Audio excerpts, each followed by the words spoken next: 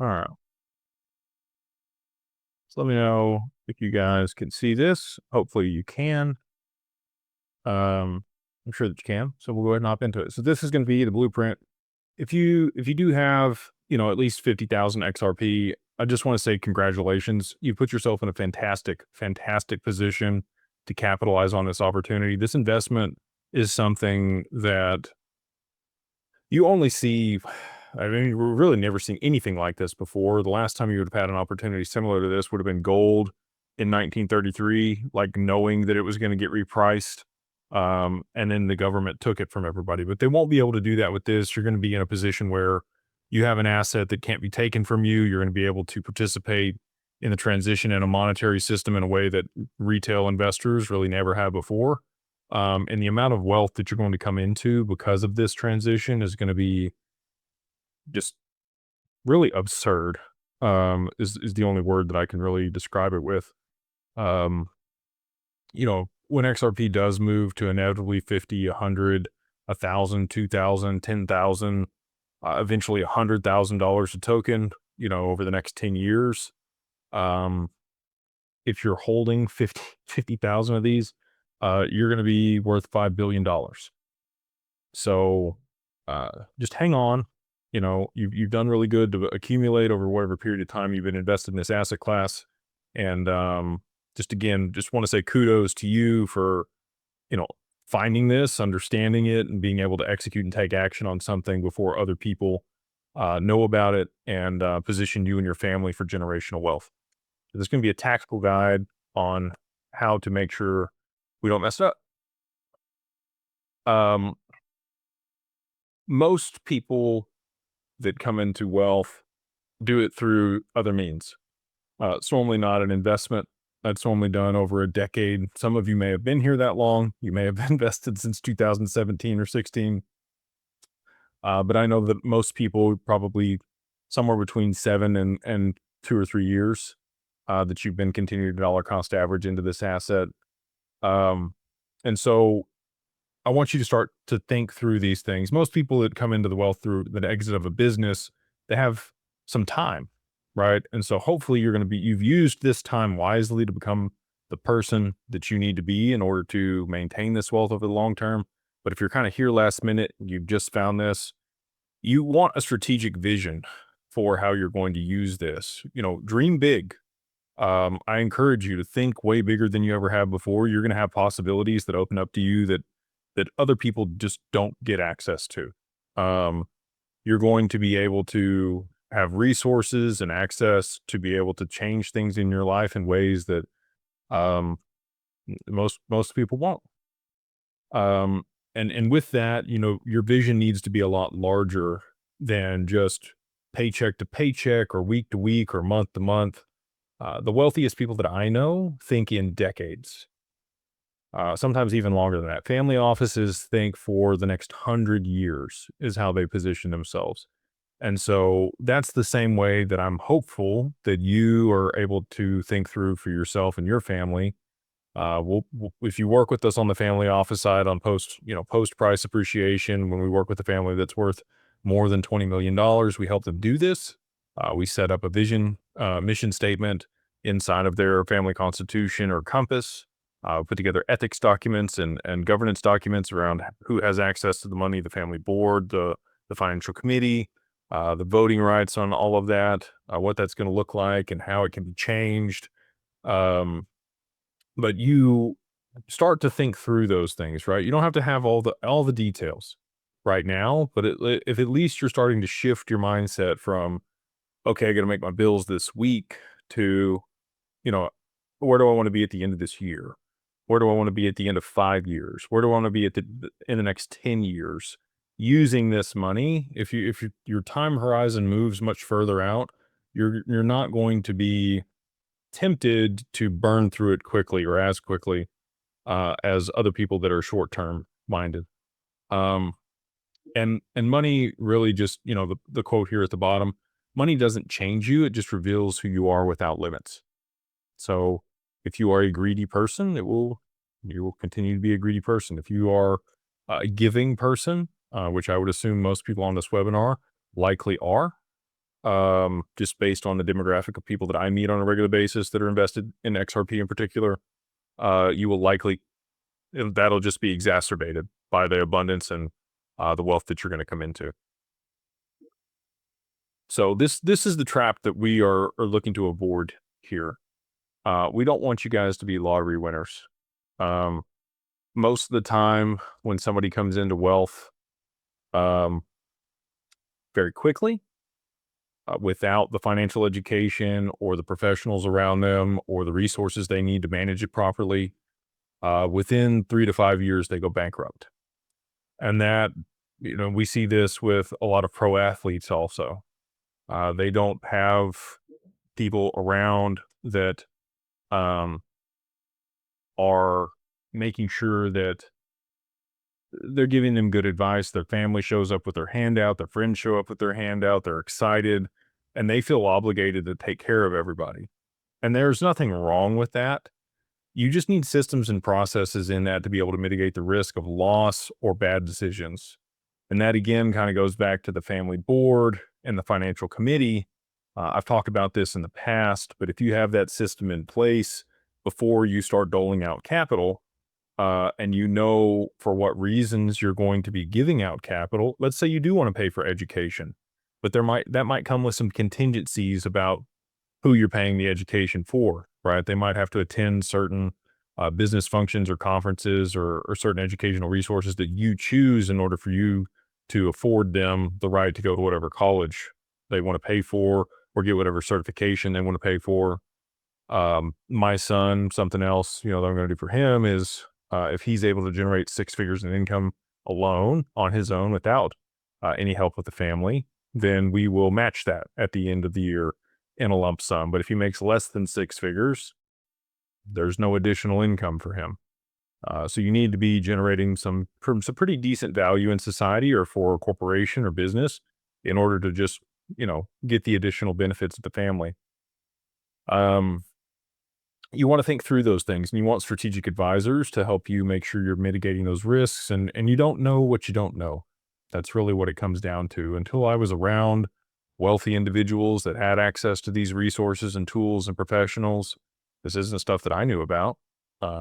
I happened to do pretty well in crypto and people were nice enough to make some introductions for me and afford me the luxury of having conversations because I was able to bring the value that I am with digital assets and my insights. And that's so unlocked a lot of opportunities for me, which I'm super blessed and grateful for. Um, and I was 21 when I came into my money and here we are, a little while later and we're still doing pretty good. So, um, with that, we want to do the same thing for you guys. We want your kids to be able to benefit from these fantastic choices and investments that you've made. Um, and you want to make sure that you plan properly properly for the risks associated with that. If you've got that family board and the financial committee in place when people show up with their hand out, which inevitably is going to happen, you told other people about this investment, I'm sure. I know I did. And so when they say, hey, I'd like to have some money to start business, or you owe me this or that, you can say, yeah, absolutely. We would love to invest in that or give you that money or let you borrow it. All you got to do is put together, your synopsis or performa, or your pitch deck. And, we want to see the financials and projections associated with the business venture. And you can just pass that to my financial committee. And if it meets our criteria, then we would love to give you the money. And then there's a system and process in place, and there's not going to be the animosity that you're going to receive if you told them no, um, because that's going to happen, right? You're going to have some hard conversations. You're going to see people's true colors. And money does change dynamics between you and other people in your life. So just be aware of that. And it's not always for the better. Unfortunately, sometimes it reveals who people really are in your life. And maybe that is for the better that you're removing them. But, you just want to make sure that you're ready for those things. And again, like the bottom of this slide says, you really didn't come this far just to lose it all from poor planning, right? Like you didn't stick it out through the lawsuit. You didn't continue to dollar cost average. You didn't continue to have faith when everybody else was flooding XRP.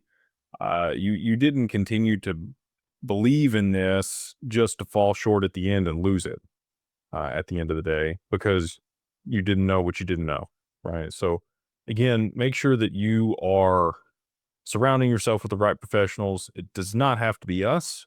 I know plenty of other people that are looking for people in the local community or in their part of the country or region, and they've sent them over. They have made introductions for us to good quality professionals. So hopefully you are doing the same. So now I kind of want to talk about just the mindset shift that is going to be required for people to maintain this wealth over the long term. Um, this isn't an easy thing, especially if you do come from a place of paycheck to paycheck. I got to pay my bills, barely keeping my roof over my head. I've got a little bit extra that I've thrown at this, and I've been able to squirrel it away over the last 4 or 5 years. It's hard to get out of that rat race mentality and think bigger when you've just had your nose to the grindstone and your head down for a long time. But on the other side of this, hopefully you're able to make that shift, because if you're not, money. Jim Rohn says, the late great Jim Rohn. If you get $1 million, it's best you become a millionaire. And people that are wealthy think differently. Like we talked about, the time frames that they think on are different. The questions that they ask themselves are different than those of poor people. And this kind of comes back to, assets versus liabilities. Right here, the nomenclature that I've used between these two is consumer thinking versus archetype or architect thinking. Um, the consumer thinking is more when should I sell it and get saddled with a bunch of capital gains. What house or car am I going to buy? I'm going to immediately buy liabilities with this that are going to continue to cost me money and not make me more money. How much can I spend immediately? I would sit on my hands for a little while and make sure that you've planned through things.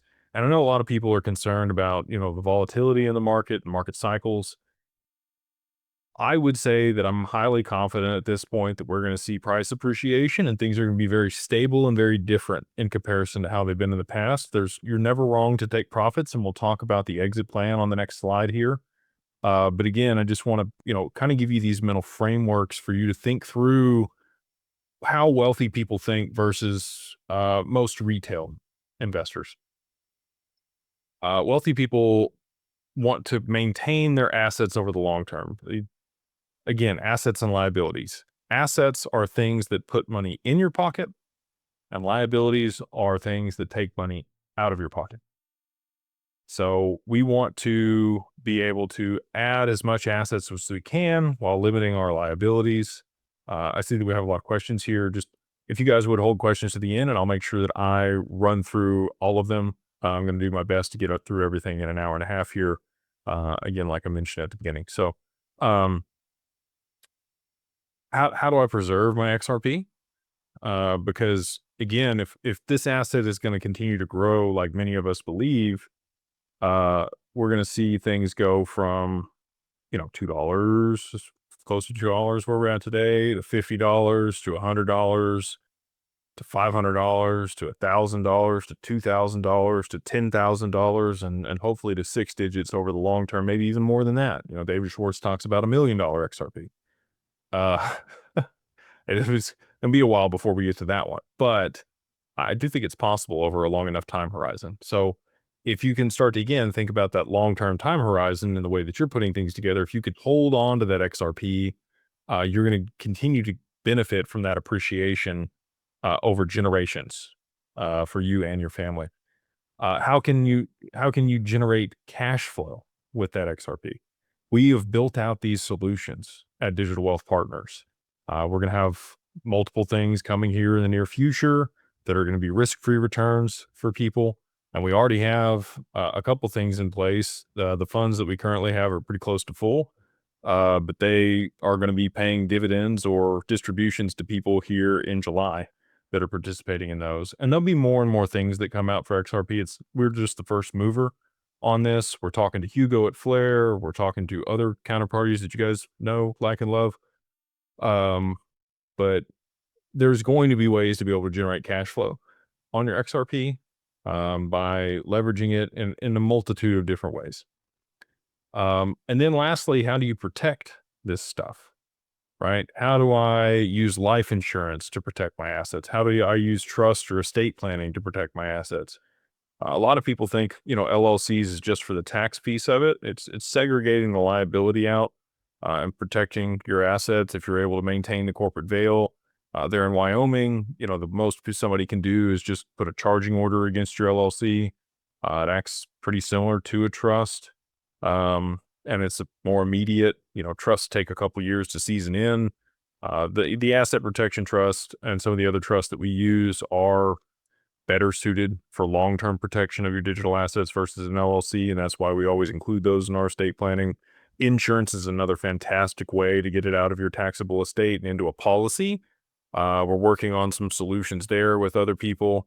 We have PPLI today that we can leverage in that capacity. And we'll continue to, again, build out more and more resources in our Rolodex of tools that allow you to protect your assets, your estate, and all the things that you are doing for you and your family and future generations. So this is how architects are going to think about things, whereas consumers tend to be more short-term minded and short-sighted. So again, like I mentioned, the exit plan, right? Everybody's got one. Hopefully you do. A lot of people, when they're thinking through their exit plan, in the past, it's been great to just sell your whole position, or at least the majority of your position. Blockchain backer, I think he's planning on keeping 35% of his position. If you have a big enough position, that still could be a lot of money over the long term. But again, wealthy people hold on to assets for as long as they can, really. They allow it to continue to grow in value. They borrow against it. But when does that make sense and when doesn't it make sense? Well, if you've got a lot of credit card debt at 33%, 35%, 27%, 22%, whatever it is, you're effectively going to be earning that much money when you pay that debt off. That's how I like to think about that. So if your home loan is 3% or 5% or 7% even, that's all the interest you're earning on that money when you're paying that off. So could you put that money to work somewhere else that would be a higher return? You're going to look at cost to benefit, right? Most credit cards, probably a good idea to pay it off because in a year, 33% APY outside of digital assets, you're got to be doing something pretty risky in order to generate that type of return in most circumstances. So the target number here that I normally think about is 10%. If the interest rate's higher than 10% that I'm paying on something, probably going to pay that debt off. Maybe cashing out is a good option to be able to do that. Or do you just refinance that debt with a loan against your digital assets? If we get our way, we're going to be close to, prime plus 150 or 200 basis points or 1.5 or 2% greater than prime that you'll be able to borrow against your XRP app. Today, that would be somewhere between 6 and 7%. And you'd be able to refinance that debt and pay it off. And now you got a payment over there, against the XRP versus the higher interest payment.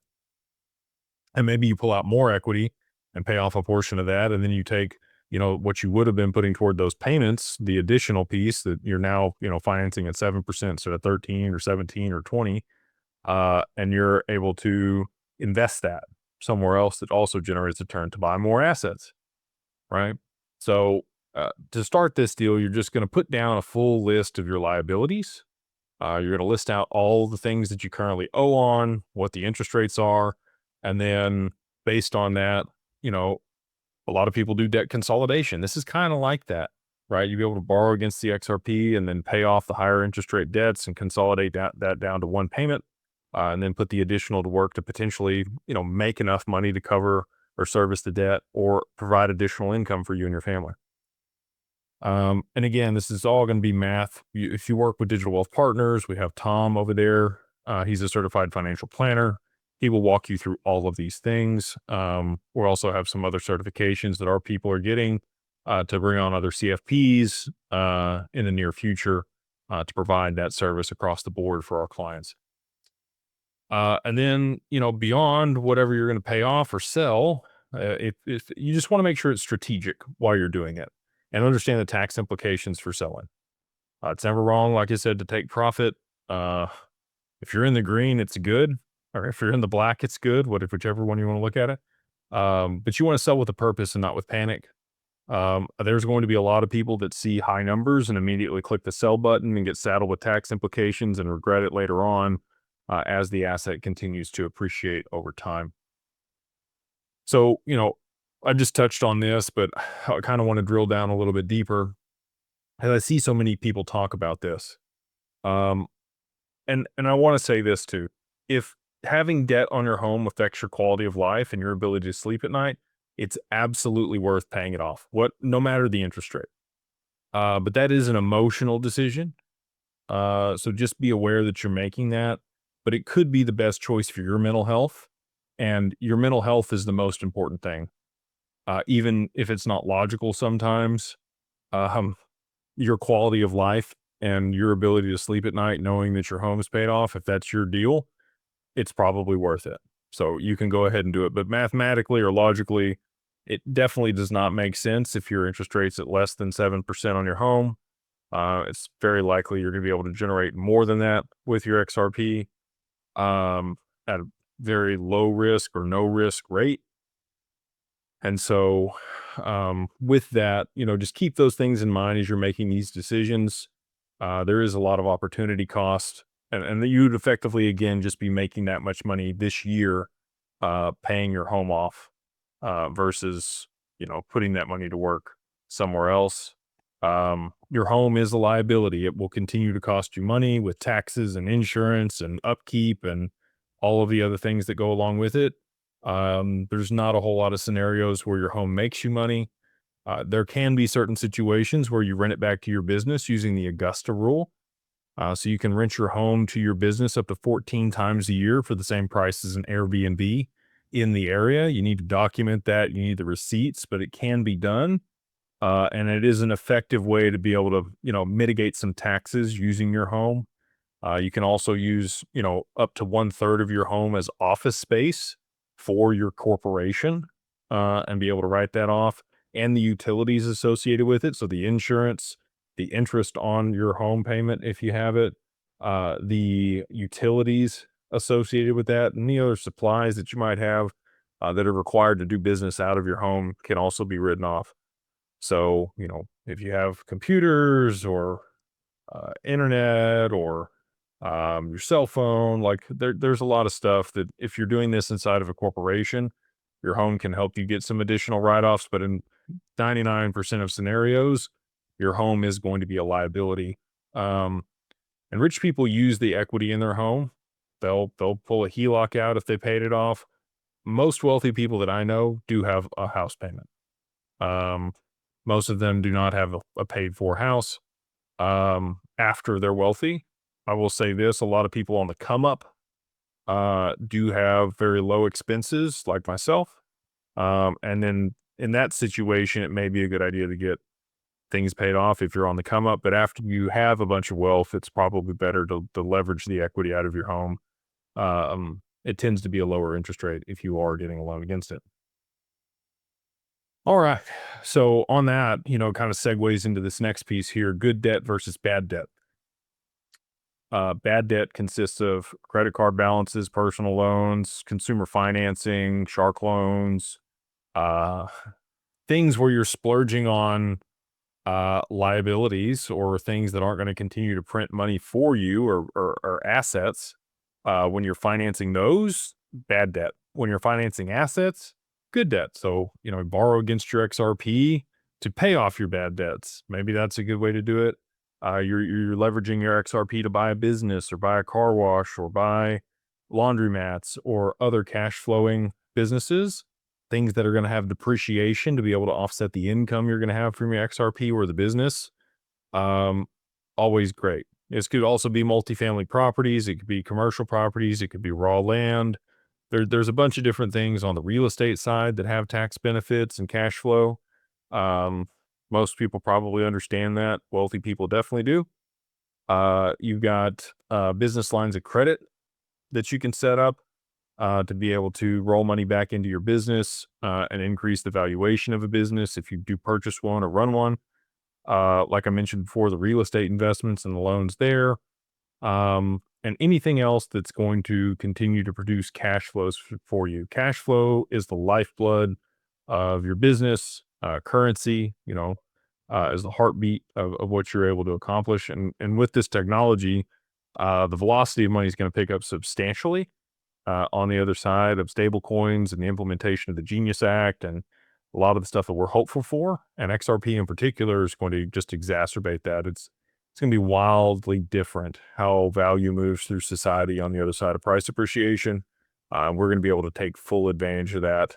Um, Talked to a gentleman earlier today, podcast coming out this week about tokenized hard money loans or loans against digital assets where if you put the money up that's lent out, you have a representation of value there that can be tradable as a derivative, which is wild. They also have about $14 billion worth of mortgages as on provenance. Mark Cagney was the gentleman, or excuse me, Mike Cagney. I did it again. I'm thinking of Mark Carney. But Mike Cagney is co-founder and current principal over there of Figure Markets. That I was talking to about that. So the strategic approach here is going to be to use your XRP as collateral. And if you're able to do that, I don't know if you guys have ever heard of infinite banking. I didn't really understand infinite banking until about 4 years ago when somebody explained it to me the first time, but it is going to be something that you can take advantage of with your digital assets. You might not have to leverage an insurance policy. We will absolutely have that product in the near future for you guys to be able to create a whole life insurance policy and fund it with your XRP, probably in the next, 4 to 6 months. That'll be available for all of our client base. Working with a group right now that has already done that for Bitcoin, which is pretty interesting. But basically, the premise of it is you fund a whole life insurance policy that's invested. It could be an IUL or an indexed whole life policy, variable life policy that's invested in the stock market or other equities, and you're able to borrow or leverage the cash value of that. And then you reinsure that policy with another policy that covers the debt upon your passing so that you can make sure that the assets flow from that insurance policy back into your estate and pass on to your descendants. And that is the Rockefeller method and the family office, and that's what they use. But you're basically going to continue to refinance that debt over time. As the asset continues to appreciate, you'll be able to pull more equity out of it, just like you would the house with a HELOC on it and a renter in it. The whole value proposition that we're trying to create is the ability to borrow against some XRP that continues to print money to cover the debt and service the debt. Again, you're creating tax advantage with the debt. We'll see what happens with the capital gains tax on XRP. I'm hopeful, just like you guys, that they just go to zero on these digital assets. But in the same breath, that's actually going to mean it's more expensive to borrow against your digital assets than it would be to sell them. But you're also going to miss out on the future appreciation if you go ahead and liquidate. So just, again, there's no right or wrong way to do this stuff. Depending on what's best for you and your family, you just want to work through that strategic exit plan. And again, we have financial advisors and certified financial planners that can help you do that at Digital Wealth Partners.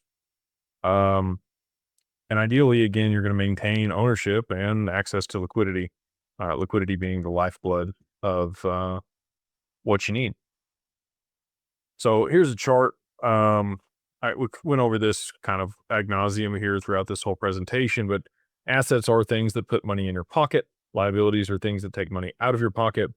Assets have positive cash flow. They produce more cash, whereas liabilities are a cash suck.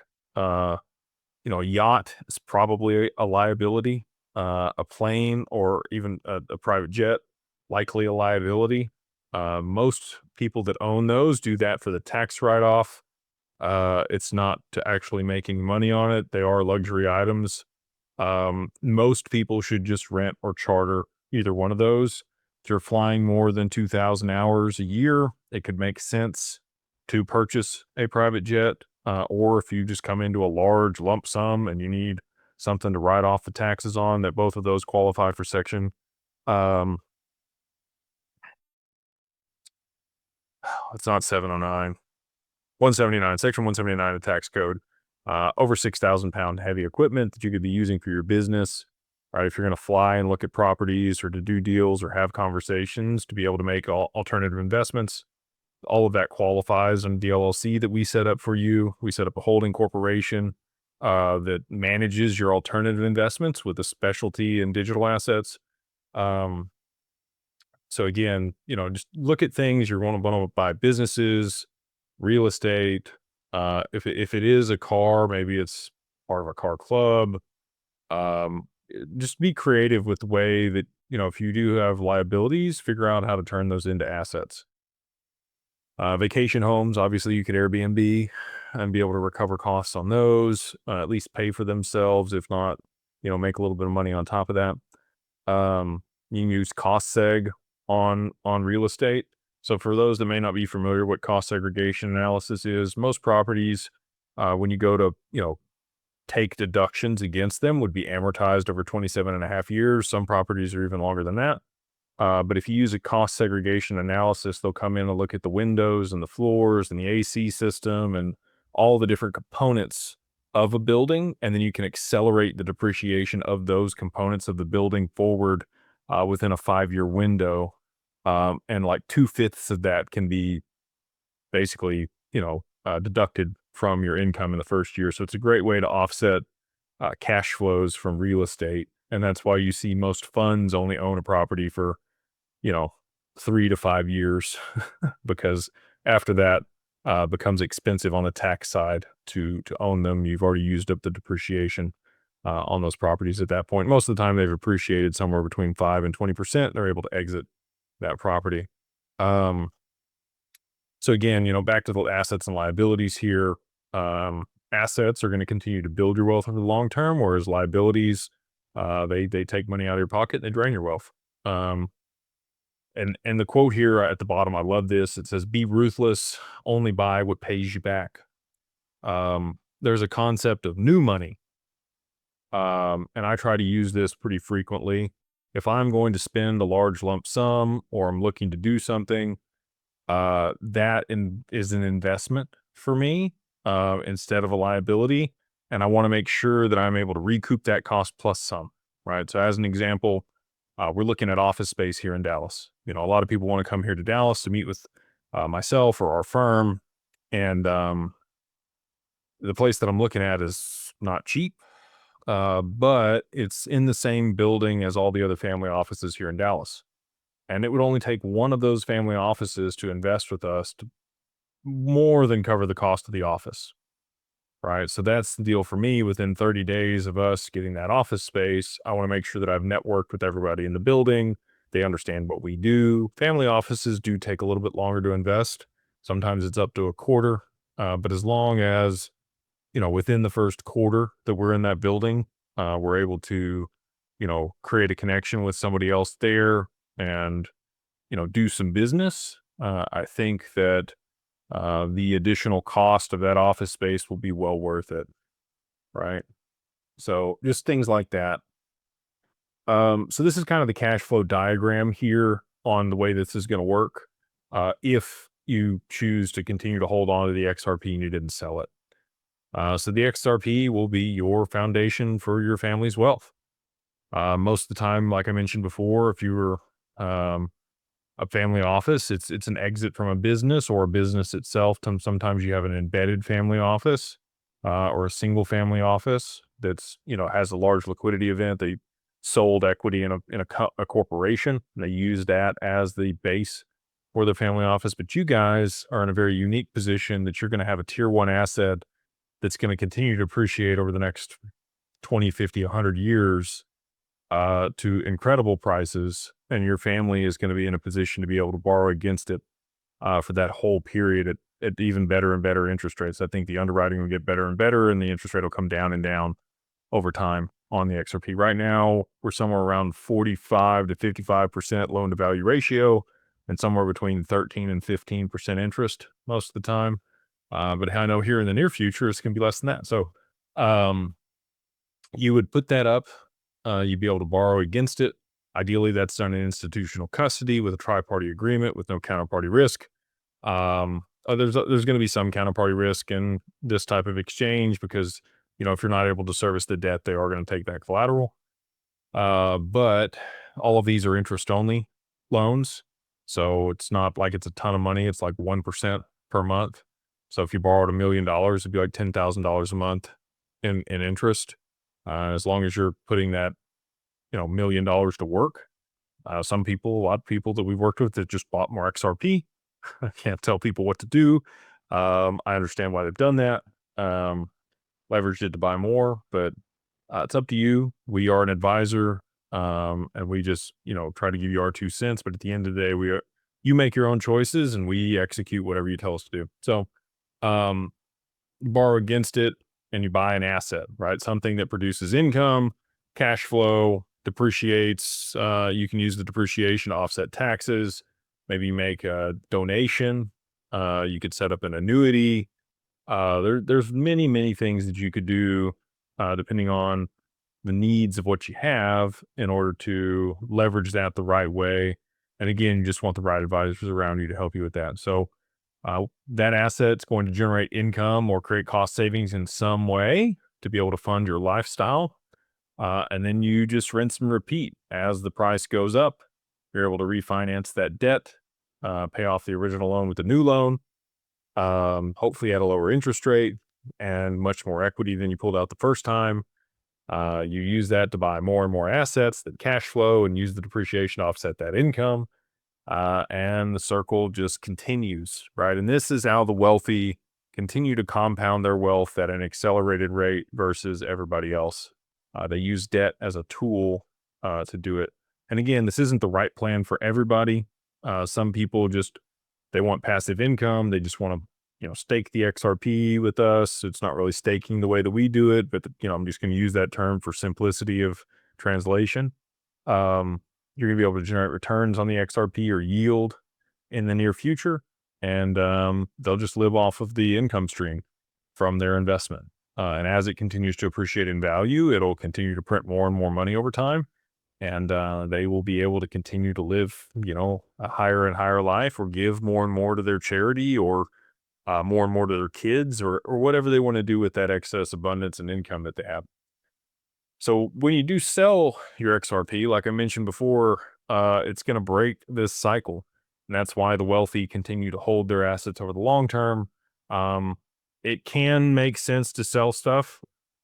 Again, I'm not saying not to, but excuse me, for this model to work, you're going to continue to leverage it.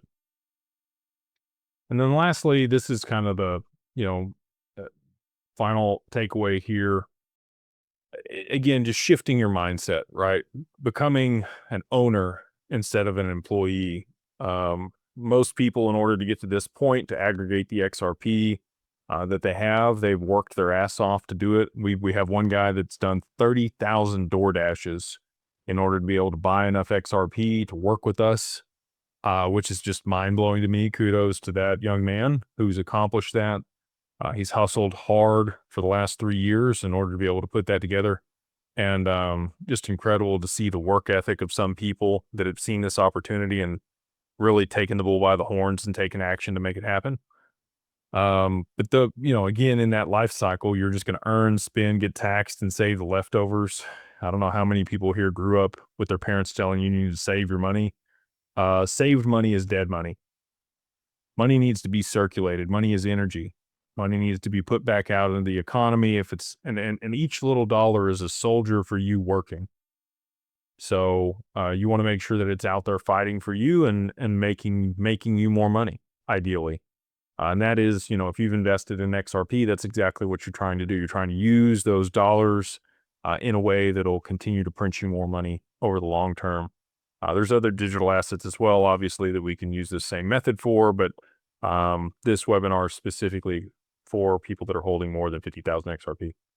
So, again, we're going to move you from being the employee. We're going to set you up a corporation or trust or other things. And you're going to be able to take deductions. The way that the tax code works is as an employee, you immediately get taxed before you even get your money. Whereas a business owner, you get all your money first and then you have deductions and you get to invest that money for a long period of time and then you owe the taxes later. And the same thing for an owner of a corporation. Um, you're going to be able to continue to leverage that money much longer than you would as an employee, and basically, use it in a way to be able to mitigate the taxes so that you owe less to the government. And this is how the game is currently played. I didn't get to write the rules. I've done a lot to understand them and make sure that I'm able to position myself in a way that I can take advantage of them. And hopefully you guys do the same. So hopefully that's valuable for you. We will share this webinar and the PowerPoint with you guys in a follow-up after this is over. We are we're about 45 minutes in here. So I'm going to use the last 45 minutes of this deal to get through as many questions as we possibly can. We also have this other little Q&A deal over here. I've got 10 in the Q&A. If you wouldn't mind, I messed this up on the first one. Please put all of your questions in the chat. If you use the Q&A, I'm going to do these first 10 and then I'm going to move to the chat because it's one or the other, right? So I'm going to run these down here and then we'll get into the chat, but please, all forward questions go over there in the chat. Anonymous attendee says, my main question is how safe, he said, love your lives and your work. How safe is it there? I'm assuming you're talking about Anchorage companies that can go bankrupt over the years, have not your keys, not your crypto, just want worst case scenario. Also doesn't make sense for Canadians.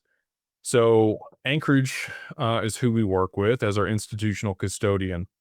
I can tell you, I was very afraid to park my stuff anywhere other than my personal wallet for a long time until we had institutional custody. So what is institutional custody? It is bankruptcy remote. That means that if Anchorage goes bankrupt, they have a segregated entity. You are not a creditor. They cannot take your XRP. You have your own FBO account that's segregated, insured, and bankruptcy remote from their business. So the answer is no.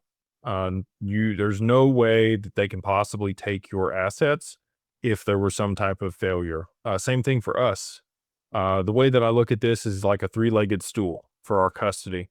So Anchorage is the primary leg of that. They're the infrastructure, the back-end solution that provides a proprietary blockchain with all the security mechanisms. They also have the insurance from Lloyd's of London, $100 million on the accounts there at Anchorage.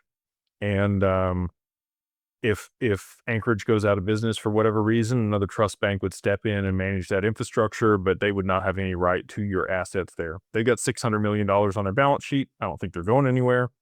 But we still want to be careful and mindful of that because, to your point, there's a lot of people that have looked really good in the past, like FTX and Celsius and some of these other companies that had large balance sheets that just happened to, tank when people pull all their stuff out of there. I don't think BlackRock would be moving their assets over to Anchorage if they weren't the absolute best option here in the U.S. They are a federally chartered bank regulated by the OCC. We did a lot of due diligence on many custodians before we chose them, and they were the absolute best option, and that's why we did. So, and we can absolutely work with Canadians. Again, you're just going to need to have your assets inside of an entity. This person says, I want to be a DWP client. Happy to work with you. I have the request. I have the required XRP, but 15% of it's in a Roth, my personal name, held at the IRA club. Is that a problem since the IRA is not an LLC? No. So we can do IRAs, we can do trusts, we can do LLCs, we can do self-managed super funds in Australia. We can do insurance policies and PPLI. We can do foundations or charitable endowments. We manage all of those things. And it's the aggregate total of all of those things put together for you and your account. So you could have multiple vaults under your account with those segregated vehicles or wrappers around the XRP. But as long as the total amount of XRP that you have meets the 50,000 right now, which is our minimum, we would love to work with you. This person says, thanks for doing the meeting a second time. Absolutely. I enjoy doing these. He says, the bulk of my XRP is held as collateral under Arch XRP loan. Will it be able to complete the onboarding, or is it required to pay off the loan first? You would have to pay off the loan first, unfortunately. But you could do that, as long as you're onboarded within the next as long as you fund your account within the next 30 days, then you're good to go. So, maybe on the other side of the next 30 days, price is in a very different spot, and it would behoove you to wait. I'm not a financial advisor. Can't give you any financial advice. If you've leveraged your XRP, that is up to you. However, I might wait, the full term until you had to fund your account. We are going to require that people that participate in this offering fund their account within 30 days. This person says, hey, Jake, is it possible to pay the onboarding fee and send 50K XRP to DWP, then figure out the corporation side things later? I am in Canada. I still need to speak with Aaron Grinhouse to understand my options since I don't have an LLC. Unfortunately, we cannot do that. The reason being is Anchorage only works with businesses or corporations or institutions or enterprises. They do not work with individuals. So there are many reasons. We always have somebody set up an entity previous, and we will have to go through KYB with you, which is know your business, just like know your customer, KYC, AML, OFAC, BIS, all the stuff that the banks require. And again, Anchorage is a federally chartered bank. We are a regulated, SEC regulated RIA, and we do require that we have to know the knowledge about our clients and vet them, make sure that they're not terrorists or money launderers, and your assets would have to be in a corporation. So unfortunately, I know that that's frustrating. Believe me, if I could do it any other way, I would absolutely adhere to that. But unfortunately, I'm stuck with the way things that are. This gentleman says, thank you for hosting the call. Absolutely. Followed you for several years and appreciate your level of knowledge. Question, can you elaborate of your business succession plan? Who will continue the business in the possibility of your absence? It's a great question. So we have CEOs at each corporation. Underneath the holding company, I'm the managing director. And we've got a chief of staff. I have my assistant, and we have other people that would be able to step into my role if, God forbid, something happened to me, to make sure that the business continued on in the same direction. They are very clear about where I want to go over the next 5 and 10 years. And how we're going to get there isn't always as clear, but they know what the objectives are. We have the partnerships. What I'm really good at is running ahead of everybody else and putting the puzzle pieces on the board. Max Avery is also an equity owner in the business, and he's also very good at business development. He has access to the accounts, and everything would be good to go, even in my absence. There have been times where I've stepped away for a short period and we really haven't had any issues. We have really strong leadership within the corporation, people with really good critical thinking skills, and that talent's only growing every single day. And it's all, again, because of you guys. We would not be able to grow at this pace if we didn't have the trust of this community and the family with XRP. So I'm just super blessed and grateful to be working with you guys and be able to offer value. This is my contribution to the XRP family. I've, again, set this up for myself, and I want to be able to give it to you guys and work with everybody and provide all the stuff that I wanted to make sure that we had, because the banks don't have it. And there's not enough good professionals out there. There are some, but they're hard to find. And for me, it took me a year to put the team I have together. And I didn't want other people to have to take all those extra resources and make all those calls and do all that stuff. And you still can. I'm not saying you have to work with us. Again, I want to make that clear. We are a plug and play solution. We might provide this service or that service for different people.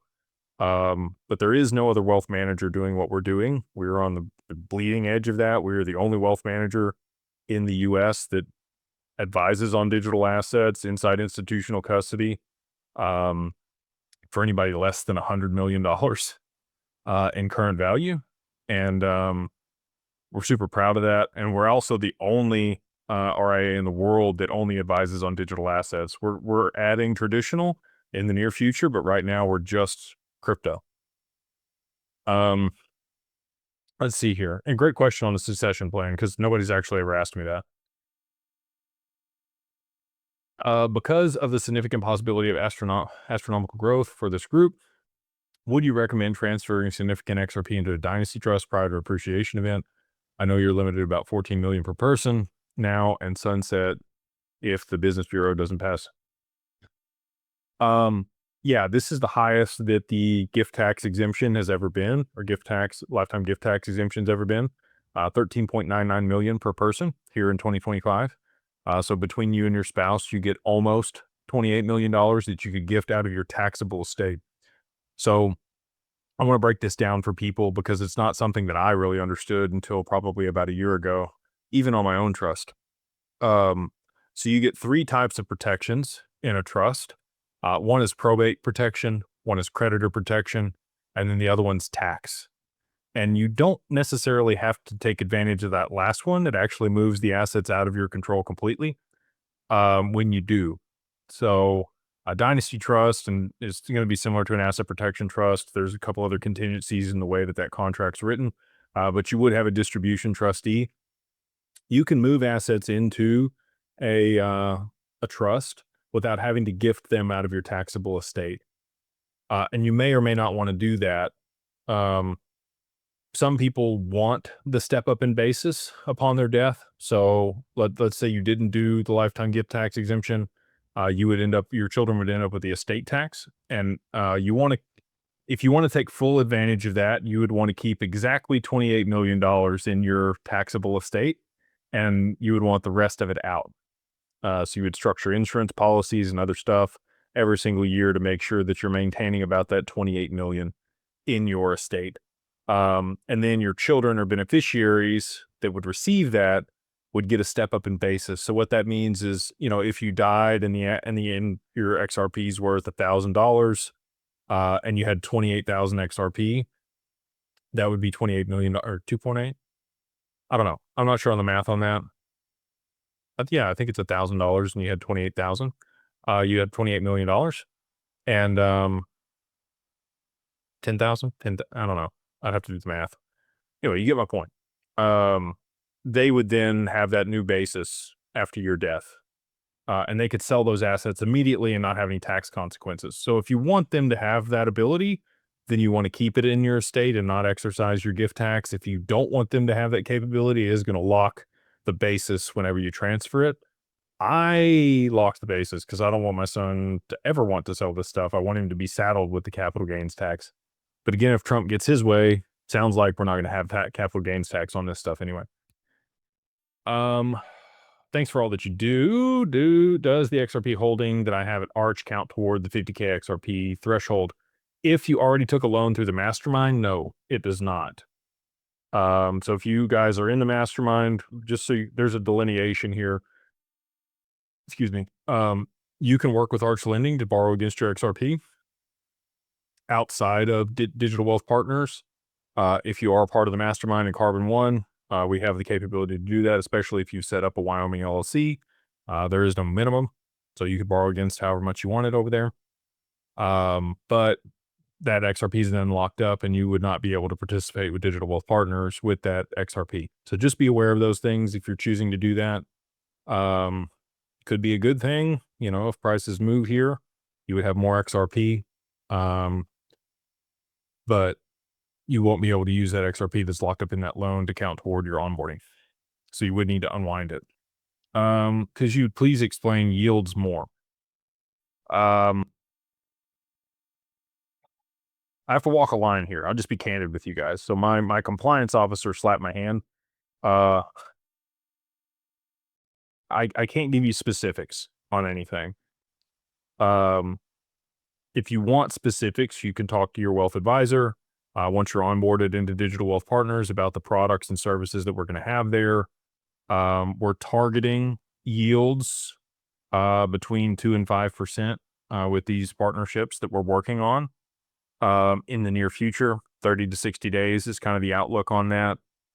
We do have some ways right now. Again, the funds that we currently have available are almost full, but we have an income fund and a growth fund, and I can kind of break some of that down if you guys are interested. But the gist of it is, we're targeting somewhere between 10 and 20% a year. The assets are never rehypothecated. They stay in institutional custody. There's no counterparty risk. The way that we've structured it, we've done everything we can to mitigate any loss of XRP.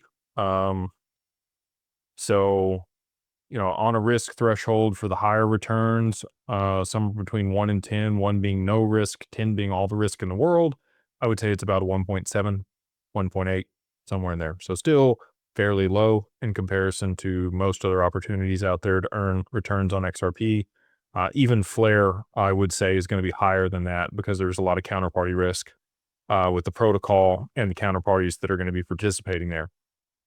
Same thing with AMMs or liquidity pools. There's counterparty risk on those too.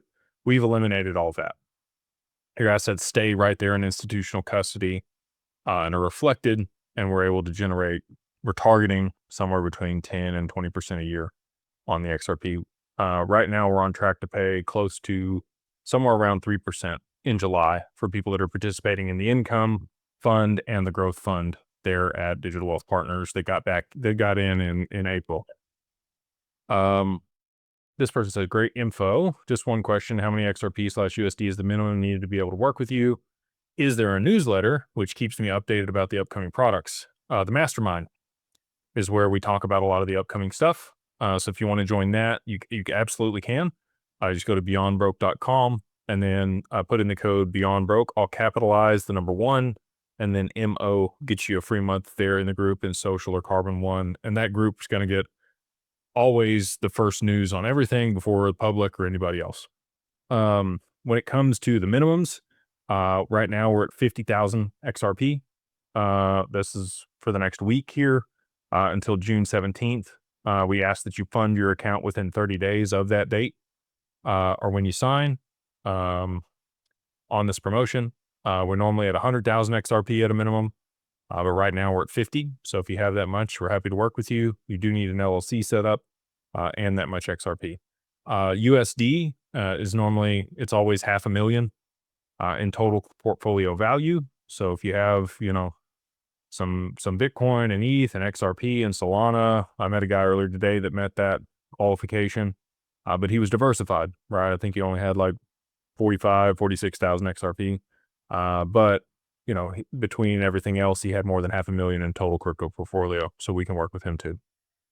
So hopefully that answers your question. Again, I see more people are posting stuff here in the Q&A. Please do not post any more in the Q&A. Please post over there in the chat and I will answer the questions in the chat. And I am going to only hang out here for about another 30 minutes or so. So I'm going to try to do lightning round on the rest of these because I want to get through them all for you guys.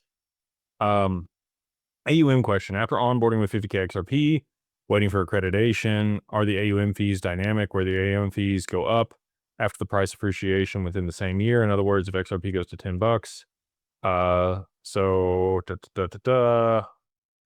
still looking to get in 30, 60 days. Okay. So, the AUM fees are dynamic, but it's in your favor. I've done this as if I was a client. I've structured everything the way that we have because I'm a client. Okay. So on the AUM fees, anything less than 5 million is 2%. But as soon as you get over 5 million, it drops to 50 basis points. So 0.5%. I know basis points are confusing. Percentages are easy. So 2% for anything less than 5 million. After you're over 5 million, goes to 50 basis points or 0.5%. Anything over 10 million goes to 40 basis points. So 40% of 1%. We do have a promotion right now for anybody that has more than 425,000 XRP to come on board, and we will lock you in for a lifetime 20 basis points. But the account does have to be funded by June 15th. So next Saturday. I think. So a little cut now and a little close. But it can be done. So if that's you, if you're on this webinar and you have a lot of XRP, happy to talk about that. And our team will be happy to work that promotion for you. So hopefully that explains the question on the AUM fees here. They are dynamic. If as the value of your assets increase, they average it over the month, and that is what you would pay the following month. So you're always paying in arrears. So if you're in custody for 30 days, they're going to wait till like the 22nd of the next month to bill you. So like you actually get like 52 days or something in custody before you ever have to pay an AUM fee. What if I borrowed against my XRP? If it came about gold or BTC, would be the best investment gold or BTC? I wouldn't buy either one of those right now. What options do you have to earn yield on XRP? We don't pay yield right now. We have options for returns. Yield is indicative of guaranteed returns. We do not have any guaranteed returns on XRP today. In the next 30 to 60 days, we will have guaranteed returns on XRP or yield. Do we maintain the cold wallet storage, or is it held with you at Anchorage and institutional custody? Good question. A lot of people think this. We never take your cold wallet. That's your cold wallet. We generate an FBO account at Anchorage for you. So a segregated wallet, it's in your name. It's for the benefit of. That's what FBO stands for. Institutional grade custody there at Anchorage. Nobody ever sees your keys. Every time you send a transaction to the wallet, it gets rekeyed.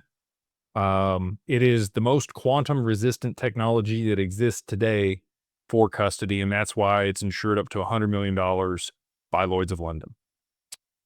When it comes to be accredited, will my LLC become accredited at 5 million, or will I be accredited at 1 million? Would it be wise to become accredited before moving assets into the LLC?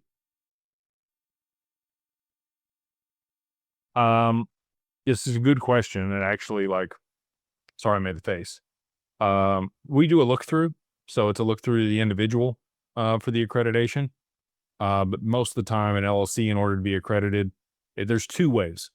So one, all the members, when we do single member LLCs, have to be accredited for the LLC to be accredited. Or if there are multiple partners, it has to be more than 5 million. So that's where your two numbers are coming from, which I understand.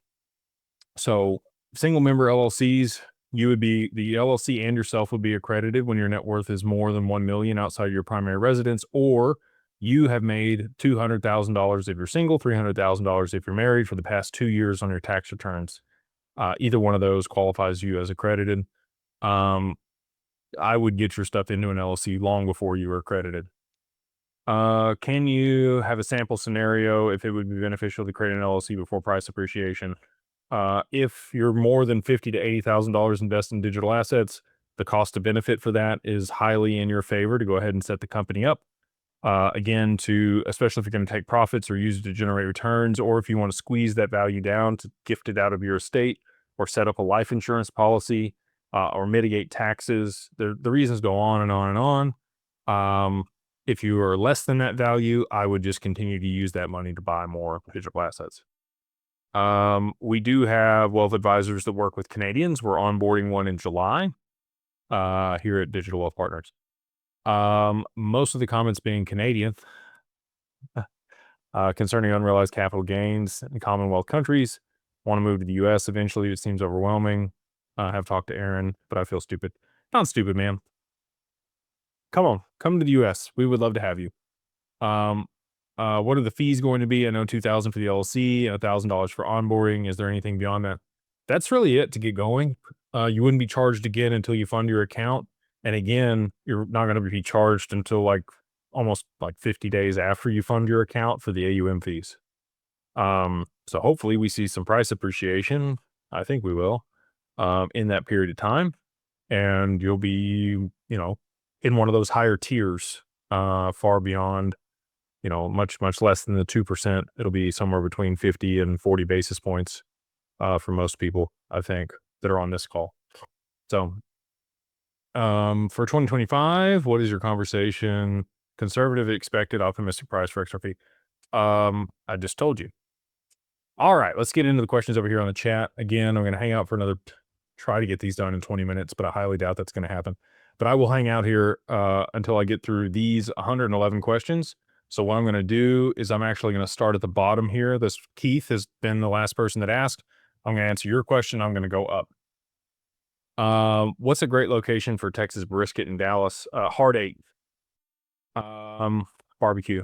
Do you offer open form LLCs in Wyoming, or you need to do it myself? We do it. You're just going to go to digitalfamilyoffice.io, go to the services section, click the LLC formation, and then use the code 50OFF, 50 OFF DAG LLC.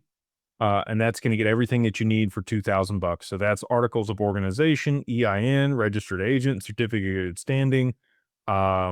We have an ongoing compliance program that protects the corporate veil. We give you the operating agreement template. We have a step-by-step process on how to move your assets into the LLC. Basically walk you through the whole thing, consultation if you need it. And then if you need, help setting up a bank account, we can give you some, pointers on what to say when you go to the bank to make sure that you can get that established. And I think I'm missing something. We do something else too. There's one more thing that we do for the LLC. This is a lot of stuff that attorneys aren't going to do. We could easily charge $5,000-$6,000 for the service that we're providing. We normally charge $4,000, which is already a discount, and we're giving it to you guys for 50% off that. Just the operating agreement alone for most attorneys for what we're doing would be $2,000 to $2,500. That doesn't include the filing. It doesn't include the registered agent. It doesn't include all the other stuff that I just mentioned. So we try to make it a really good deal for people because we want to make it affordable. And we know that not everybody is just flush with cash right now. If you have 225,000 XRP, can we make an AUM deal? We cannot. What is the AUM fee? I went through those. Sounds like the AUM fee would be covered by not yield. We would gain by working with you, right? Obviously not guaranteed. That's the idea, right? So we have these opportunities to be able to generate returns on the assets, and we're working on opportunities to generate risk-free returns that should do more than enough to cover the fees for people working with us.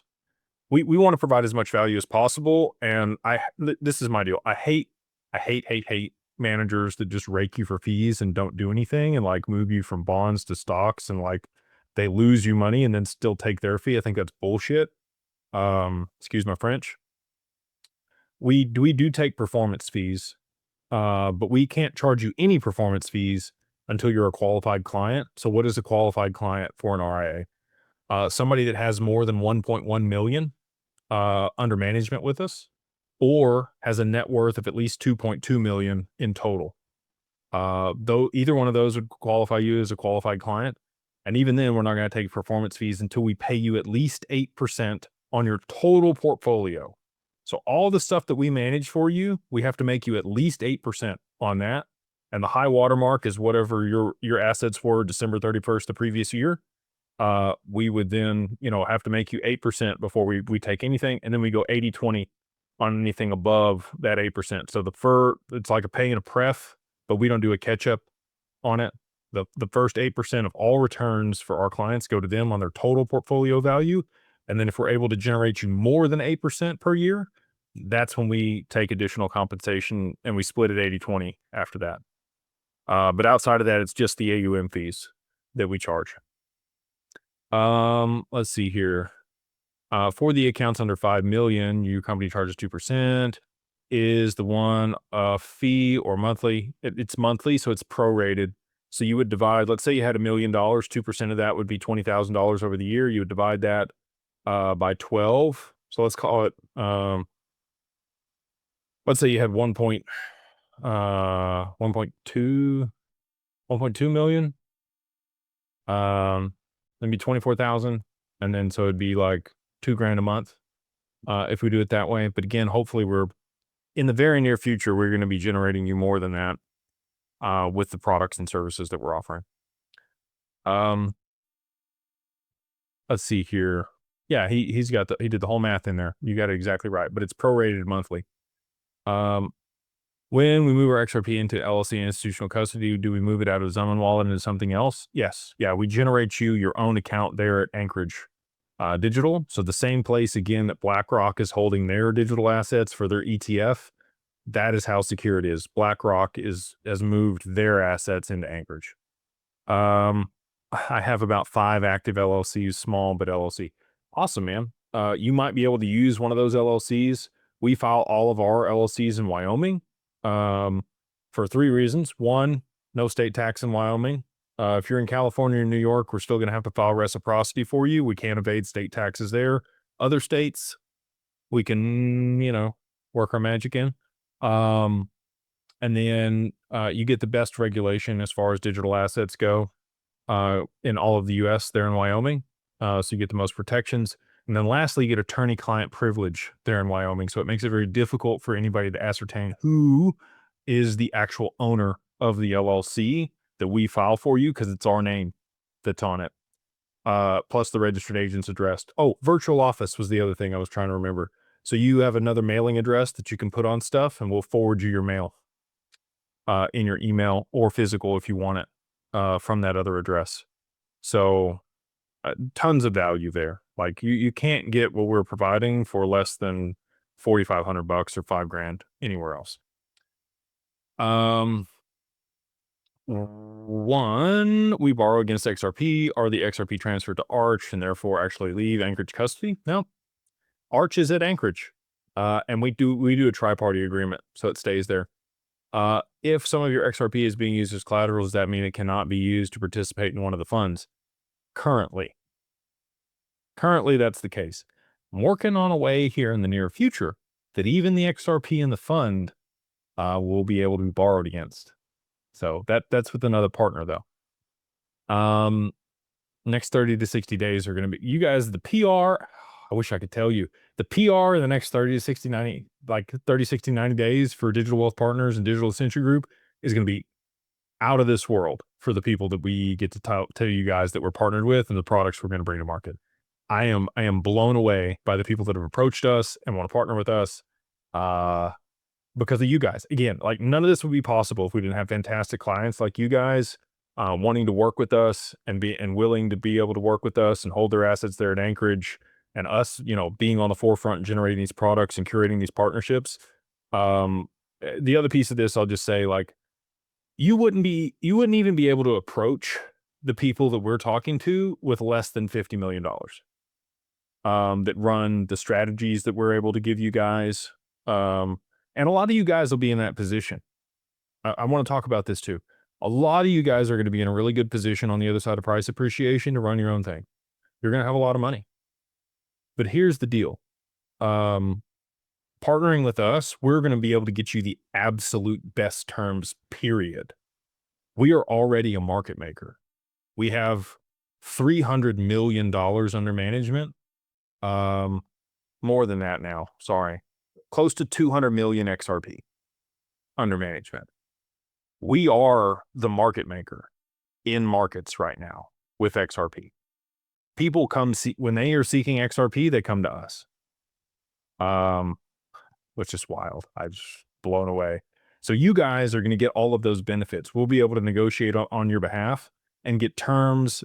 We'll have just, again, super blessed and crazy to even think about this, but like when you have hundreds of billions of dollars under management, you're going to get the best terms. Nobody's going to turn you away.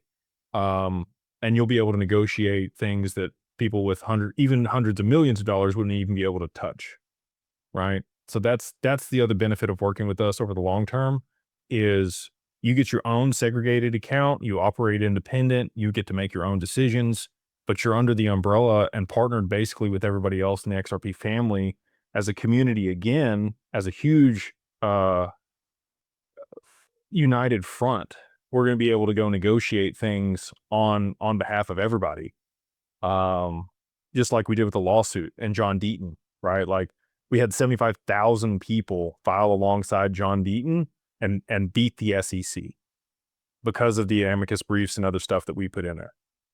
So I'm hoping that we continue that united like mindset, because if that's the case, we're going to be able to accomplish things. Like I just super excited about all of it. So again, up to you guys. We want to be here as a resource. This is Obviously, I'm super excited about it. Um, how I've built it. I built it in a way that I want to participate. I am a client. Um, so anyway, get back to the questions here because again, I'm trying to do this on a time frame. Um, how will those guaranteed returns be paid out? Cash or XRP depends on how you want them. Do you expect them to return more than all the combined fees? Yes, that's the plan. Um, that's the goal. We always want to be paying for ourselves for sure. I don't ever want to be in a position where we're taking fees from people. We're not paying for ourselves. Thanks for your time here. What is the advantage to onboarding 50,000 XRP DWP now as opposed to after price appreciation? You can wait. Um, we won't ever lower it to this minimum again. This will be the last time that I'm allowed to do it with our compliance. Um, I've done it too often and they slapped my hand and they said, you know, you can't keep doing this, or running this special.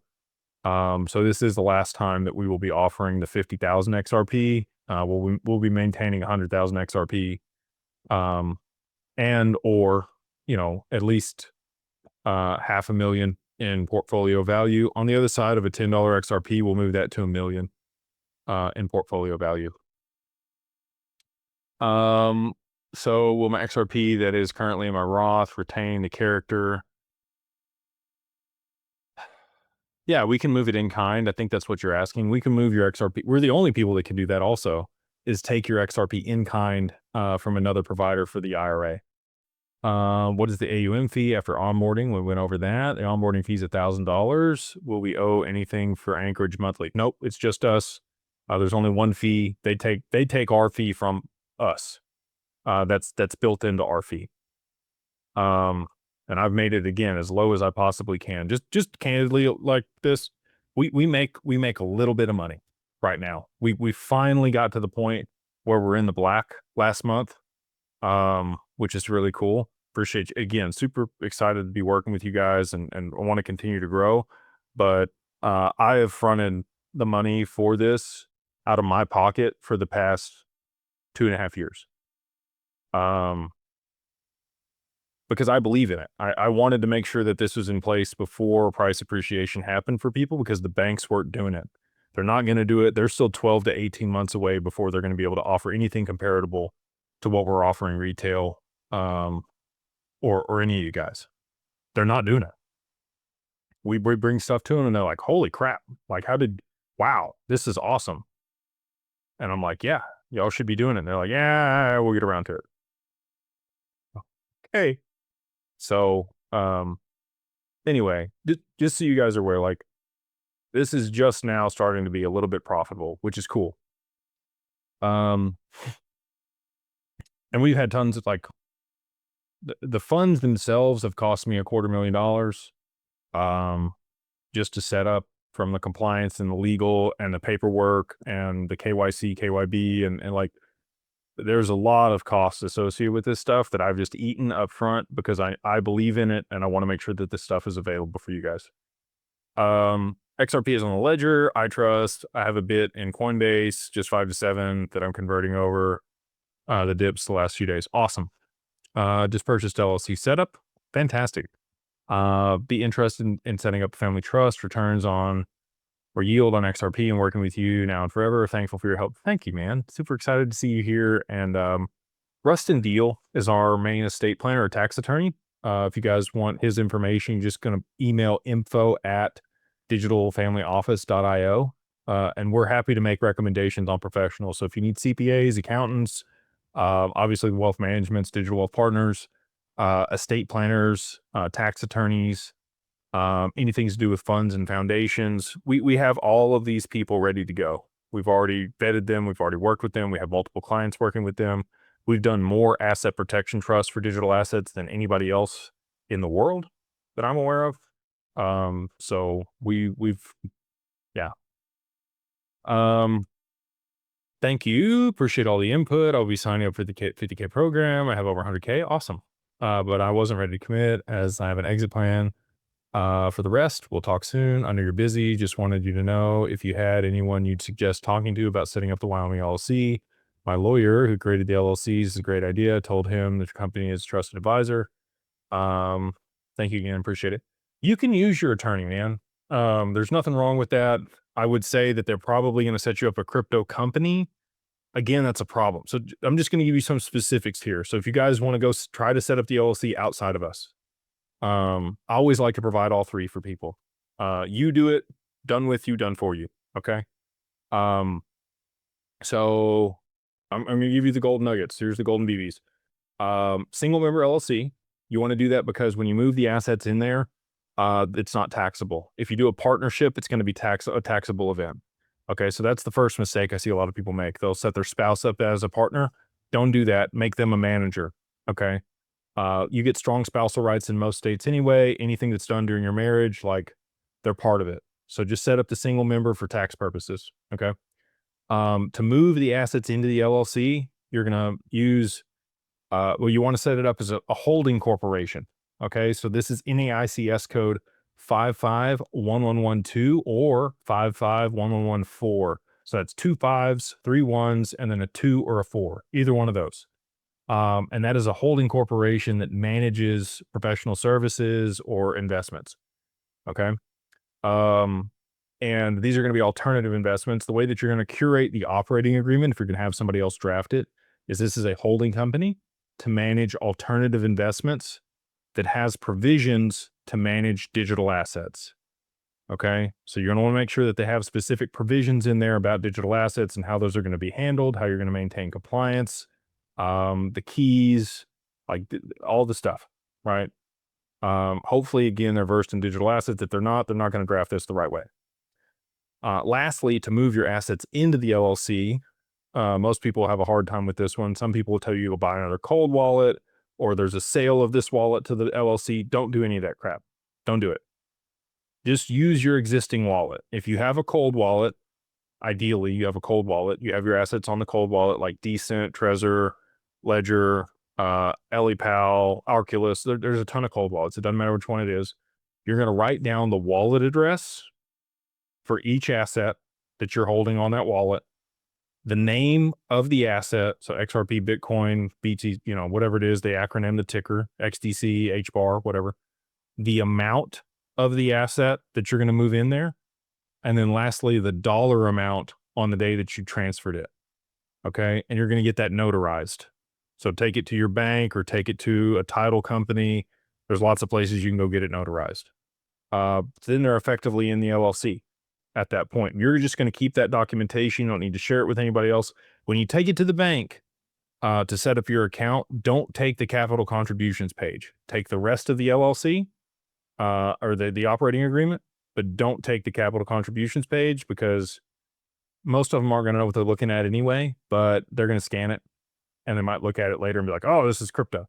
So again, there's these little things that we've learned over the 2.5 years that we've been doing this that are very specific knowledge set for the way that we handle it. And that's, again, the value that we're bringing. But I gave them to you. So you can absolutely go do it yourself.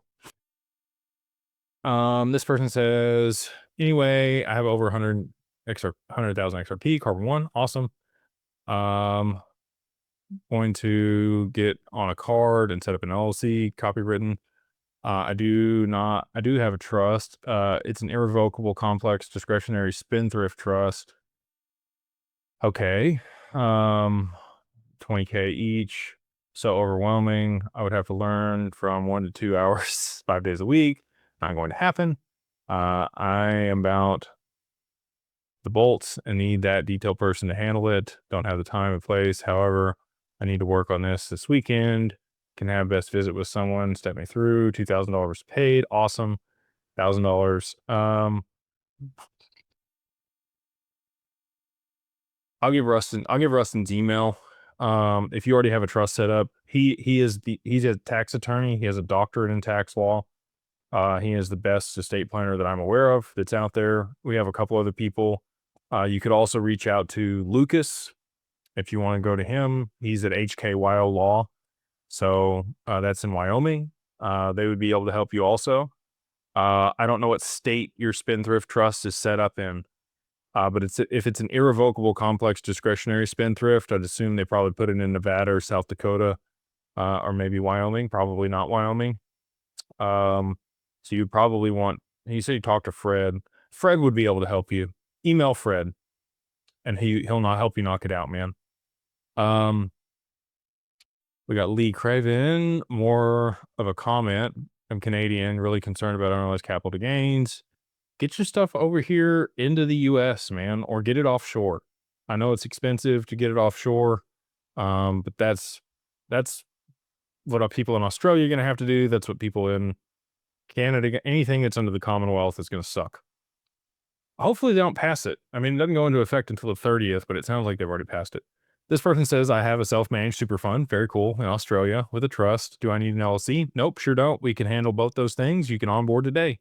Also have my own company here in Australia, by the way. Looking forward to unrealized capital gains tax. Fucking criminals. Excuse the French. I'm with you, dude. I don't know what, like, the self-managed super fund is messed up. They're going to get you for 15% of all unrealized capital gains inside that, for anything over 3 million. I think it's BS. Your XRP is for sure going to be over $3 million if it's in that fund. We'll help you figure that out. If it's on our custody, we'll do whatever we can. So, but if you have it in a trust, if you're in Australia and you have the self-managed super fund, we can work with you on both those entities. Hey legend, what's up, man? Join because I missed the 500K webinar. Continuously monitor price appreciation, automatically reallocates capital into XRP tranches and bullish confirmation. Cool. That sounds like a great trading strategy that you have. Implements pre-agreed. Let's run through an SMA model. Yeah, we would love to look at it.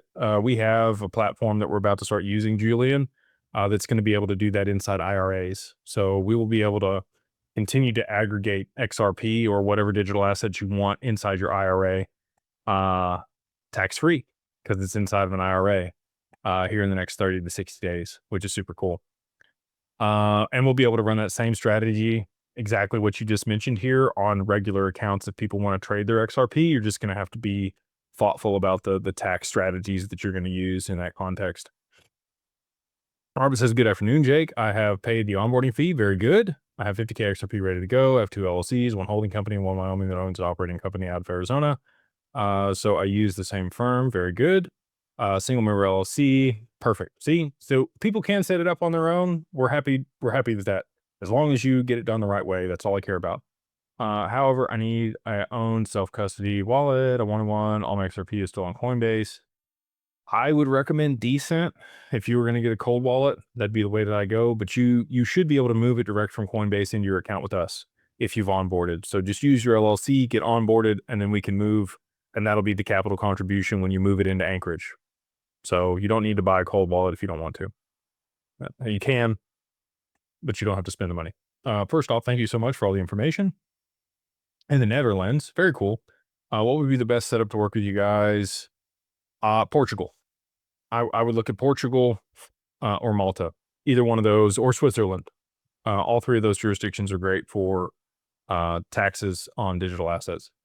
If I onboard in early July and end up being accredited, will there be any issues in getting any of the growth or income funds since you said they're close to being full? I have to be very tactical about how I answer this, Tim. There may be other opportunities at that point that your advisor could talk to you about that I can't mention here or give specifics on, that I think you would be happy with. So should be good. I'm sorry I can't say more on that. Again, I got my hand slapped, so. Channeling my internal compliance officer. Am I right in thinking Digital Wealth Partners is business service U.S. citizens for Digital Ascension Group, works with people globally? We work with international people for both, my man. Does not matter where are you located in the world. As long as you have an entity, we can do the wealth management, and we will help you set up the entity at Digital Ascension Group, because we have a network all over the world with different advisors, whether that's in the UK, Canada, in Australia, Japan, Southeast Asia, working on Africa. Don't have that one yet. South America is also kind of rough. Middle East, Dubai, we can get you set up there. Puerto Rico, basically any tax haven, we have somebody in Cook Islands, New Zealand. Also, that you can't discuss deal specifics, blah, blah, blah. Just wanted to access making additional money with XRP within institutional custody, or do I need to move non-IRA XRP to take advantage of the additional? So both. The IRA, we, again, in the next 30 to 60 days, we'll have a way to generate returns inside your IRA, which is going to be awesome. Super pumped about that. And then anything outside the IRA, we'll absolutely be able to. Big thank you. I'm a newbie in crypto. Been watching your excellent videos. That's so cool, man. Thank you, Brent. Regarding valuation, my understanding XRP token carry. I'm not getting. I got to get through the questions about the offering. Ask me on the live. In the UK, back in August, open BVI with Saks. Just curious about the relationship with them at the moment. Found them hard to contact in the past. Rob W. They've been good for setting stuff up. They haven't been so great for ongoing maintenance on stuff. Dealing with another guy right now that's also having a hard time contacting them. So should be good. Just make sure your fees are kept up to date. I would call the people there and make sure that you have everything paid up. Just do it yourself. Because again, they've been difficult to continue to contact beyond the initial setup of stuff for multiple people.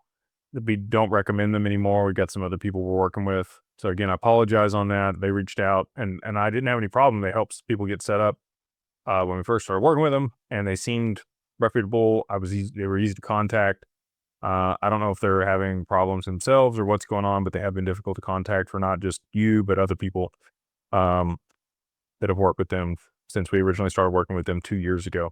So Phil says to pay the onboarding fee, $50K first, fee setup, process anchorage, remove them, transfer out. What is the process of anchorage when the assets are in Anchorage Bank to remove them or transfer out? We can move them out in 24 hours. It's not instant. It actually normally takes a lot less than 24 hours, but I have to state that because it's what Anchorage requires me to state, because that is their SOP or their SLA, whatever. Sometimes they drag ass on approving our transaction. So we both sign and then they have to approve. And basically just verifying that it's the right parties, but sometimes they're a little slow in the approval process in order to be able to execute the transaction.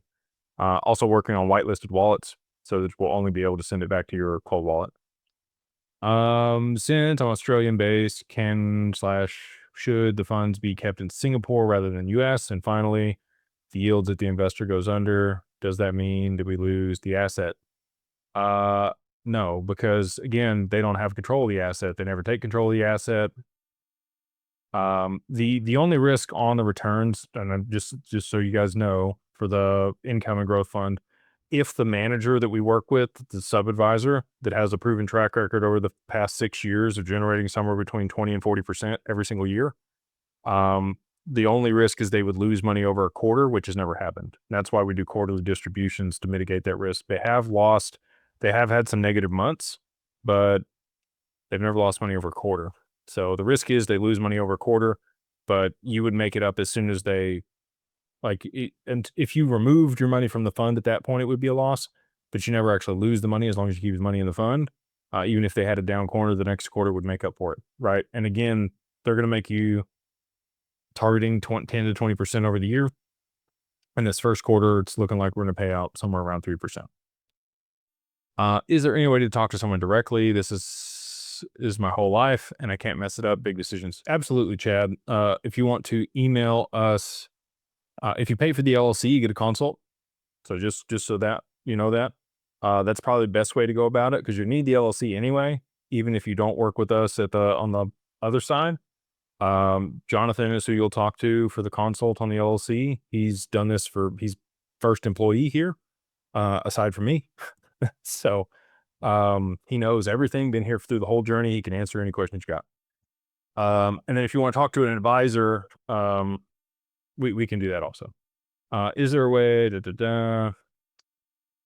so if I add crypto to the LLC, I don't have to go back in and have it notarized, or I swap crypto only if you add another wallet. So if you continue to add more assets to the same wallet that's already in the LLC, you're good. If you add another asset or you add another wallet, then you would need to go get it notarized. Very informative. Bless you. Thank you, man. What sort of entity should Aaron suggest? I own an incorporated construction company, but I don't want to my XRP. Aaron, depends on where you're going to go post price appreciation. I can't tell you what Aaron would say. I need more context on that. If you're going to move outside of Canada, he would probably recommend something outside of Canada. If you're going to stay in Canada, he would recommend something in Canada. Lots of international people here. I appreciate you guys coming on and hanging out. If you're international and if you have more questions, just reach out to info@digitalfamilyoffice.io and they'll make sure that they get you to the right professional that we're in contact with to be able to set up an entity. If XRP goes above $1,000, where are you getting all the liquidity to cash this all out? Your XRP is worth $1,000. Why? We don't have to get liquidity. We don't sell your asset. The asset's never rehypothecated. It's always yours. Like, we just put it up as collateral. So, there's never any need to like cash you out. We don't ever sell or do anything with your XRP that would put you in jeopardy or put us in a liquidity pinch, if that makes sense. And that's the other, like, it's 1-to-1, like it's your assets, it's bankruptcy remote. Like, there's never rehypothecation. You're not a creditor. No issues. Live in Puerto Rico. And that's how I wanted it again. Like, I'm worried about all this stuff, believe me. So anyway, it's in kind. You commit it in kind, and you get it back in kind. You get the same XRP you put up back when you take it out. If we participate in the income fund and XRP is locked away, is it protected in institutional custody? Yes, it never leaves institutional custody, stays insured, still in your name. If you're unable to work with Canadians, we are able to work with Canadians. If I already have an LLC in Montana, depends on what the LLC in Montana is used for. If it's a holding company, like I mentioned, 551112, should be fine. If it's used for something else, if it's a service company or you're holding real estate in it or doing something else with it, I would recommend setting up a new LLC. What's the most basic path to go if you just want to passive income on XRP? Have them in my name currently. Would like to cut costs as much as possible. Set up an LLC, get it in institutional custody, park it there. We'll be able to just pay you up mailbox money on your XRP in the next 30 to 60 days. Thanks for your opportunity. I have way more XRP, XLM, and HBAR than your attendance requires. That's awesome. Would you recommend I transfer these assets? Do you want to sell, rebuy, big tax liability? Yeah, you don't have to sell it. Transfers are not taxable. So moving it from one wallet to another, just be like taking cash out of the bank account and putting it in your wallet. Then go putting it in another bank. Like, there's no taxable event on that. Same thing with these assets. Happy to work with you, Dale, to get all that set up. You would need them in a corporation, which is also not a taxable event if you do it our way. And yeah, we would love to help you manage the assets, be able to borrow against them, generate returns on them, protect them, all the fun stuff. Is your company 24/7? Sell XRP in the middle of the night? Do we have a direct contact with crypto decisions for our accounts? Yes. We are not 24/7. We're working on that capability right now. We're like 6 a.m. Most of our advisors are up at 6 a.m. on the East Coast, and we have some people on the West Coast. So we go to like 7 or 8 p.m. Pacific time. So we're covered most of the day, but we can set limit orders and stuff. So it'll execute overnight if something happened. I think we have that capability now. Anchorage didn't have that for a while, but I know they've been working on it. How do I learn more about your services to manage my portfolio? You would just work with one of our advisors. They could answer all your questions there, James. Just email info@digitalwealthpartners.net. If I'm California, what are the drawbacks to opening a Wyoming LLC? And could I use an Arizona address? I would absolutely use your Arizona address to set up the Wyoming LLC. Appreciate what you do. I like a message. The only reason I haven't called, it quits. Appreciate that, Chuck. Thank you, man. If I submitted the paperwork for the LLC today with your team, would you still be able to onboard 50K plus XRP when the LLC is established? Yeah. So this is probably a good time to mention this. LLC takes 2 to 3 business days max most of the time. It's only very quick. Get you through KYB, KYC in 24, 48 hours. Then you'll be able to fund the account within 30 days. But as long as you paid for the LLC and paid for the onboarding before June 17th, then you're good to go. I have a self-directed IRA LLC, awesome, and digital asset LLC. Can you account? Yeah, we could do both. And we can as well and acquire XRP through you. Do I need to acquire it somewhere else? We're working through that right now, Michael, and making it where we don't take any performance fees on any purchases. If they're a directed purchase from a client and you tell us what to buy, we don't get any performance fees, and we wouldn't anyway, as long as you're under 1.1 million. But we don't take any. So it's 20 basis points. Like that's another one of our benefits is the cost to purchase through our platform is cheaper than anywhere else. Another question is Ripple suppressing the price. We can get into that some other time. I want to get through all the questions on what we're talking about here. Portugal, reverse carry trade, lots of stuff about macroeconomics and price. In order to onboard, you first need a crypto LLC. That's correct. 160K XRP and I want to work with you. Awesome. Super excited to be working with you. Again, you're just going to go to digitalfamilyoffice.io. If you want to use this for the LLC, you can go set it up somewhere else if you think you can get it done quicker. And do it the right way. Please do it the right way. We've had to unwind some stuff it was done through LegalZoom and other things. It costs more money. It's a pain in the ass. Please get it done the right way with an attorney up front, a competent attorney, or just use us. Either way. But you're going to want to use the code 50OFF 50OFF DAG LLC. That's 50OFF DAG LLC. Get you everything all in, everything you need for your LLC to manage your digital assets for $2,000. Chuck says, why is the process for LLC and onboarding with you appear all emails? I have questions. I want to ask if I did something wrong. Can it be fixed? Yeah. Get with Jonathan. If you paid for the LLC, all you got to do is email Jonathan and say, hey, I need a time. He will take time and walk you through it. I promise, Chuck. That comes along with the LLC. So when you pay for the LLC, you get a consult if you need it. If I set up the LLC for you, moving my super into self-managed, can you purchase the XRP for me because there are purchase limits here? Yeah, we actually could. We could buy more. So same thing for Canadians. If you wanted to work with us, we can buy as much XRP as you want.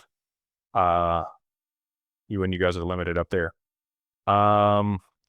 More about income fund, 52% tax. Thank you for the team, Canadian resident. If you're Canadian, I would reach out. Well, if your questions are on the funds, just reach out to your advisor and they would be able to help you with that. I am not going to get through all of these questions before we have to wrap it up here, unfortunately. Which I hate. Let's see here. Hopefully I've answered the majority of what everybody has. If you aren't a accredited investor yet, so yield isn't being earned on XRP custody, what's the cost besides the onboarding fee? We've been over a lot of that. Let's see here. Jake, you're awesome. Thank you for all that you do. Thank you, man. Appreciate you guys taking time out on a Friday evening. I know, like I said, that y'all probably want to get to dinner with your families. I want to get to dinner with mine. I'm going to do a video on ZBEC. Everybody keeps asking about it, so I'm going to do a video on it. A few days ago, I did a loan on Binance, increased my position. Is that a safe bet? Is it risky? Is it dumb? Use XRP to buy more XRP. I know a lot of people that have bought more XRP with XRP as collateral. So we've done 10 million in loans, and most of that's been to buy more XRP. Just FYI, because you're sharing your screen, Teams, notifications, yeah, I know my team was paying me. I should have done it on this screen over here. I've got 2 screens. That's my fault. Sorry. I know it's not super professional. Sorry, bear with me. Contacted, paid, get the Wyoming LLC, Carbon One. Can't wait to get everything going and onboarded. Awesome, man. Super excited to work with you, Joseph. Let's see here. No, you said next 30 to 60 days, you're trying to get some funds, cover the 2% AUM, non-accredited, recommend non-onboarding. Wait, you can wait the full 30 days, right? So if you pay and get everything, you can wait to fund for the full 30 days. We do require that you fund within 30 days, but I can't say things, but like, you're going to be good. You're going to be just fine. If you are here and you have this much XRP, you're going to be just fine.